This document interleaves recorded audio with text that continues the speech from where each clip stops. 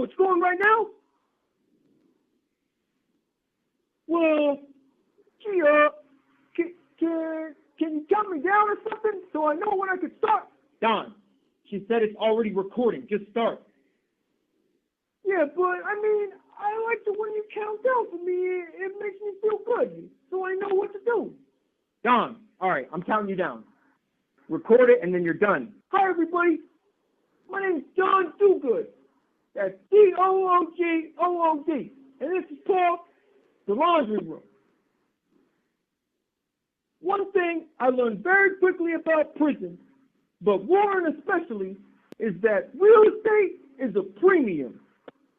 Gangs have certain phones, and there's even certain places on the yard that are off limits to outsiders. The laundry room is no exception. As I would soon find out, the laundry room served as the Silk Road of the penitentiary. Laundry is a very serious responsibility. It's the one thing every inmate has and also cherishes. One thing I was caught off guard by was the emotional connection grown men have with their clothes. In my defense, I had never thought about it from the point of view of a convict.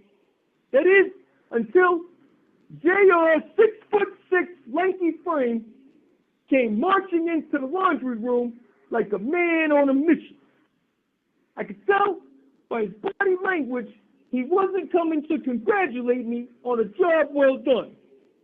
It was my first day, first 3 hours on the job, and I already had my first unhappy customer. Once he made it into the laundry room, in a futile attempt at making me feel insignificant, he made it a point not to address me directly, and perhaps in an attempt at intimidation, he began slamming the washer lids and dryer doors as he searched for what appeared to be a missing item of clothing. Once he was convinced it wasn't simply misplaced, he leaned against the wall and covered his face with both hands. JP, man, hell no, bro. Let's fuck out. My sweater's missing. It was a green Russell 2X sweater with 2 little bleach spots on the left sleeve right here. And he pointed to his left sleeve. Listen, JR, relax. I got a 2X green sweater under my mat right now. If we can't find yours, then you can have mine. Nah, that ain't gonna work. That sweater was the last thing my mama bought me before she died. I've had that sweater since '10. JR was as close to tears as I've seen a man in prison up to this point. And as soon as he finished, my jaw hit the floor. That moment is what solidified my understanding of what it meant to be the laundry porter. When you accept the privilege of the laundry room, it comes with an enormous amount of responsibility. It's not just putting clothes into a washer and then moving them to the dryer. These convicted murderers, drug dealers, and gang members trusted me to get all their clothes to them clean, folded for an extra $1, and in a timely manner, and for 50 more cents, you could jump the line. We called it our VIP package. That's why people pay. They pay out of respect. They respect the hustle and expect the same respect reciprocated regardless of gang, race, or religion. One thing they all have in common is their respect of the almighty dollar. JB and I inherited the laundry room from the Aryan Brotherhood, and in a lot of ways, the laundry room was their sacred spot and was guarded as such. I earned my place as the vice president of the laundry room just as the transition was wrapping up and the final details were hammered out. I even got to witness the final negotiation, which revolved around basically JB wanting free reign to run the laundry room how he saw fit, and the brothers didn't want any patch holders to have to pay for laundry services unless they wanted the VIP package. Essentially, they were protecting the interests of the Aryan brothers who didn't have a lot of money. A fair request. And with that, the Aryan brothers let it be known it was official. A head nod and a handshake later, JB and I were officially in charge of the laundry room, and I had just inherited controlling interest of one of the best legal hustles in the joint. This was the first instance in which my name, Don Dogood, D-O-O-G-O-O-D, was on the list, and it was quite an adjustment. Strangers were coming up to me, addressing me by name. Hey, Don Dogood, D-O-O-G-O-O-D. Asking me all sorts of laundry-related questions.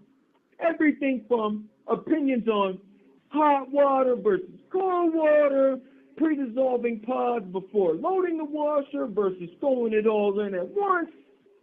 I also got requests for bleach, which I learned is worth its weight in gold in the joint.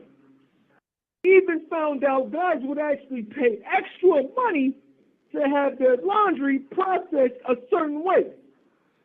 The more specific, the more money we charged, and they paid happily.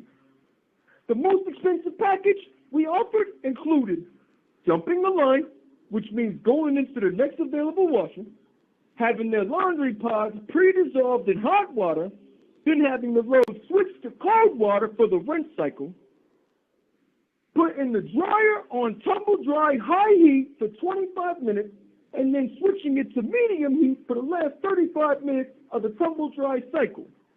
Taken out, folded immediately, and then delivered to your door. This wasn't very common, but since guys were willing to pay extra for it, we put a price on it. The most common request was pods pre-dissolved in hot water, rinsed in cold water, which required changing the water temperature 12 minutes into the delicate cycle. The extravagant package was reserved for the major players in the day-to-day goings-on and the gang leaders packed men in the penitentiary rich.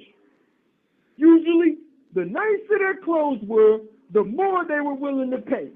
Normally, laundry was done on a first-come, first-served basis, and to get a bag washed, dried, and folded a couple times a week cost a yellow bag of coffee, $2.50, once a month.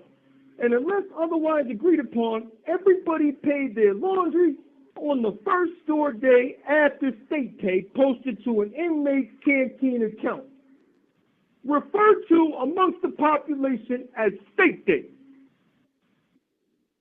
The extravagance seemed like a lot to deal with throughout the month, but store days were fun.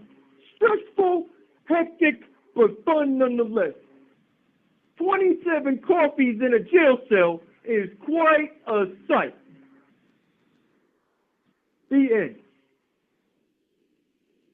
Gee, Bumblebee, how'd I do? That was good, Don. You did all right.